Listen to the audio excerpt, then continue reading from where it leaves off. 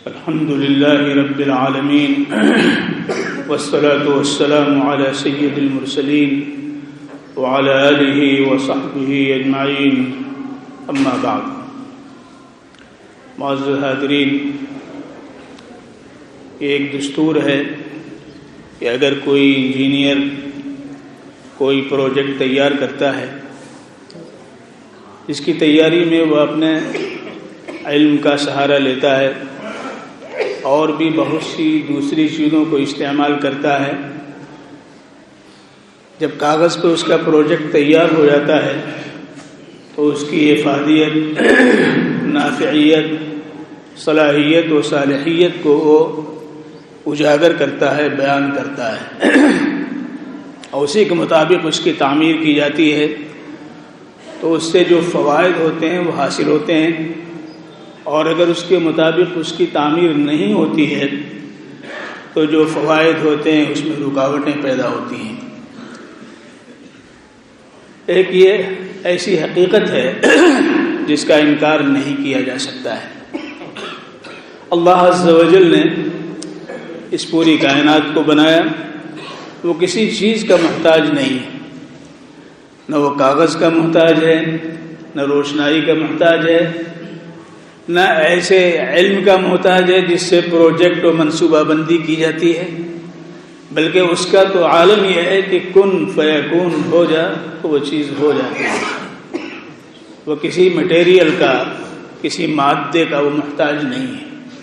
پھر بھی اس نے جو کائنات بنائی ہے اور اس کائنات میں جو افادیت کے، نافعیت کے، صالحیت کے اور صلاحیت کے پہلو رکھے ہیں، جس پر چلنے پر ہمیں فلاح، کامیابی، کامرانی کی ضمانت ملتی ہے، وہ کیا ہے؟ اللہ عز و جل نے قرآن پاک کے اندر فرمایا: اعوذ باللہ من الشیطان الرجیم فالذین آمنوا به وعزروه ونصروه واتبعوا النور الذی انزل معه اولئک هم المفلحون. وہ لوگ جو ایمان لے آئے اللہ پر اور محمد الرسول اللہ صلی اللہ علیہ وآلہ وسلم پہ اور آپ کی حمایت کی اور آپ کی مدد و نصرت کی اور اتباع کیا اس نور کا جو آپ کے ساتھ نازل کیا گیا ہے، وہی وہ لوگ ہیں جو کامیاب ہوں. تو کامیابی کی ضمانت اللہ رب العزت نے اپنی ذات پر ایمان اور جناب محمد الرسول اللہ صلی اللہ علیہ وآلہ وسلم پر ایمان کو قرار دیا ہے. ایمان اللہ کو ایک سمجھنا، ساری کائنات کا خالق اور مالک سمجھنا، دنیا کے اندر جو کچھ چیزیں پیش آتی ہیں سب اللہ کے علم میں ہے، اور جو چیزیں مل رہی ہیں وہ اللہ کی طرف سے ہیں. یہ ایمان ہے. لیکن ایمان کی روح کیا ہے؟ ہر چیز کی ایک روح ہوتی ہے. وہ روح اگر اس سے خارج ہو جائے تو وہ بے فائدہ، بیکار، ناکارہ اسے کہا جاتا ہے. تو وہ ایمان جو اللہ پر اس طرح سے ہم رکھیں، لیکن اس ایمان کی روح کیا ہے؟ تو یاد رکھیے صاف لفظوں میں کہ ایمان کی روح جناب محمد الرسول اللہ صلی اللہ علیہ وسلم کی محبت ہے. ایمان کی روح محمد صلی اللہ علیہ وسلم کی محبت. اگر حضور اکرم صلی اللہ علیہ وسلم سے محبت نہیں ہے، آپ کی ذات سے وہ وارفتگی نہیں ہے، وہ شیدائیت نہیں ہے، تو یقین جانیے اس کا ایمان روح سے خالی ہے. اسی لیے اللہ کے رسول صلی اللہ علیہ وسلم نے بہت واضح لفظوں میں فرمایا: لا یؤمن احدکم حتی اکون احب الیہ من والدہ وولدہ والناس اجمعین. تم میں کوئی مومن نہیں ہو سکتا ہے، یعنی اس کا ایمان کارگر، مفید اور نافع، مؤثر نہیں ہو سکتا ہے جب تک کہ میری محبت آل و اولاد سے اور ساری دنیا کی چیزوں اور افراد سے میری محبت اس کے دل میں اور دماغ میں. تو معلوم یہ ہوا ایمان کی روح حضور اکرم صلی اللہ علیہ وآلہ وسلم کی محبت ہے. اللہ کے رسول صلی اللہ علیہ وسلم نے اس کے ساتھ ساتھ محبت کے آداب بھی ہمیں بتائے ہیں. محبت میں غلو ہوتا ہے، محبت میں زیادتی ہوتی ہے، محبت میں منمانیاں ہوتی ہیں. اللہ کے رسول صلی اللہ علیہ وسلم نے ان منمانیوں کا بھی ذکر فرمایا جس سے قومیں گمراہ ہو گئی. لہذا آپ نے فرمایا لا تطرونی کما اطرت النصارى عیسی ابن مریم فانما انا عبده ولكن قولوا عبد الله ورسوله. میرے بارے میں غلو سے کام مت لو. جس طرح نصارہ نے، عیسائیوں نے حضرت عیسیٰ علی نبینا علیہ الصلوۃ والسلام کی محبت میں آپ کو اتنا بڑھایا کہ اللہ کا بیٹا بنا دیا. میں اللہ کا بندہ ہوں، لہذا تم مجھے اللہ کا بندہ اور اللہ کا رسول کہو. اللہ کا بندہ اور اللہ کا رسول کہو. بلکہ یہی نہیں، اللہ کے رسول صلی اللہ علیہ وسلم نے یہ بھی فرمایا کہ میری محبت میں کسی نبی کی تحقیر نہ ہونے پائے، اس لیے کہ ہر نبی کی محبت ایمان کی روح ہے، اور اگر ان کی تحقیر ہوئی تو تمہارا ایمان جو ہے وہ حق ہو جائے گا. لہذا فرمایا لا تفضلوا بین انبیاء اللہ، لا تفضلوا بین انبیاء اللہ، بین انبیاء اللہ. فضیلت نہ بیان کرو انبیاء علیہم الصلوۃ والسلام کے تعلق سے، یہ ان سے بڑھے ہوئے ہیں، یہ ان سے بڑھے ہوئے ہیں، یہ ان سے بڑھے ہوئے ہیں. کوئی صفی اللہ ہے تو کوئی کلیم اللہ ہے تو کوئی روح اللہ ہے تو کوئی انبیاء علیہم الصلوۃ والسلام کا سردار نبی الانبیاء خاتم النبیین ہے. ہر ایک کو اللہ رب العزت نے ایک مقام و مرتبہ عطا فرمایا ہے. ہم سب کی عزت و احترام کرتے ہیں اور سب پر ایمان لے آتے ہیں، سب کو اللہ کا برگزیدہ بندہ تصور کرتے ہیں اور سب کے بارے میں یہ ایمان رکھتے ہیں کہ اللہ رب العزت نے ان کو مصطفیٰ منتخب فرمایا تھا اور لوگوں کی ہدایت کے لیے انہوں نے آ کر کے کام کیا ہے.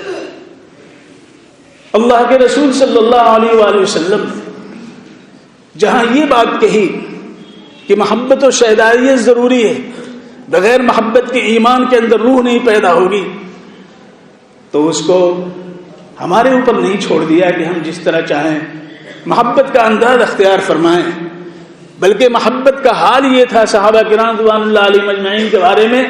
عروہ بن مسعود ثقفی صلح حدیبیہ کے موقع پر جب تشریف لے آئے ثالثی کے لیے قریش کی طرف سے، تو واپس جب گئے تو انہوں نے قریش سے کہا کہ میں نے کسریٰ اور قیصر اور نجاشی کے دربار میں حاضر ہوا ہوں، بخدا میں نے ان بادشاہوں کے دربار میں ان کے ماننے والوں کو اتنی محبت کرتے ہوئے نہیں دیکھا جتنا میں نے محمد الرسول اللہ صلی اللہ علیہ وآلہ وسلم سے محبت کرنا ان کے لوگوں کو دیکھتا ہے، کرتے ہوئے ان کے لوگوں کو دیکھا ہے.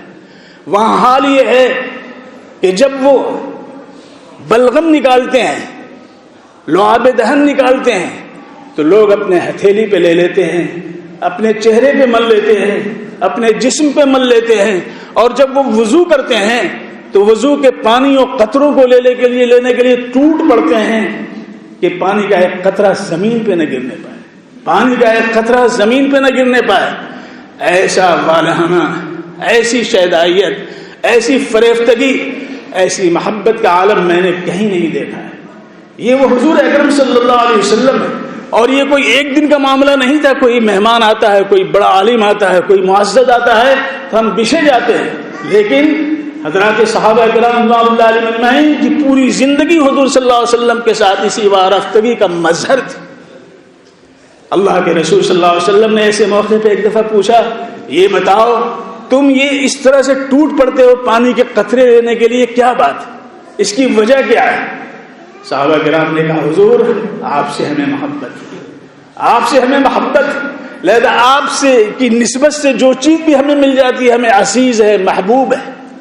اللہ کے رسول صلی اللہ علیہ وسلم نے وہیں پر کردار سازی کو پیش نظر رکھتے ہوئے جو آپ نے نصیحت فرمائی صحابہ کے رضوان اللہ علیہم اجمعین کو، وہ یہ تھی کہ دیکھو اگر مجھ سے محبت ہے، اگر مجھ سے محبت ہے وَلْيُصَدِّقْ إِذَا حَدَّثَ فِي حَدِيثٍ، تو سچ بولو جب بولو تو، سچ بولو جب بولو تو دم مجھ سے محبت، اور جب تمہارے پاس کوئی امانت رکھ دی جائے تو اس امانت کو ادا کرو۔ اور تیسری بات جناب محمد الرسول اللہ صلی اللہ علیہ وسلم نے فرمائی کہ دیکھو اپنے پڑوسیوں کے ساتھ حسن سلوک کیا کرو۔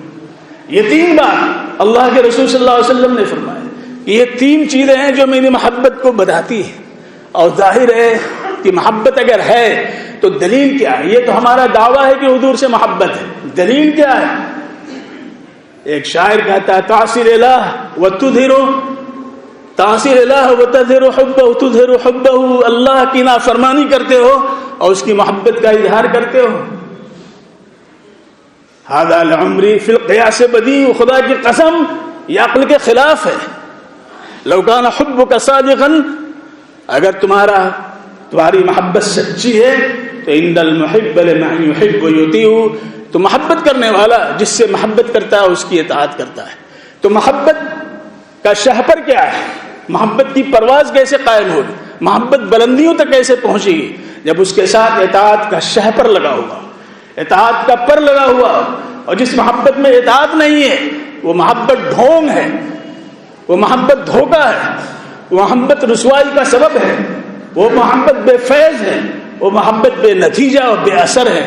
لہذا اللہ کے رسول احمد مصطفیٰ محمد مصطفیٰ صلی اللہ علیہ وسلم نے فرمایا مجھ سے محبت ہے تو دیکھو میری قبر کو بت نہ بنانا، لا تجعلوا قبری وثنا یعبد، اور یہ بھی فرمایا کہ دیکھو میرے سامنے، میرے قبر کے سامنے کبھی جھکنا نہیں، سجدہ نہ کرنا، لا تتخذوا قبری وثنا یعبد، اس لیے کہ انبیاء علیہم السلام کی قبروں سے محبت ان کو تھی، تو نصارہ نے اور یہود نے دوسروں نے ان کی قبروں کو سجدگاہ بنایا ہے، لذا تم نہ بنانا۔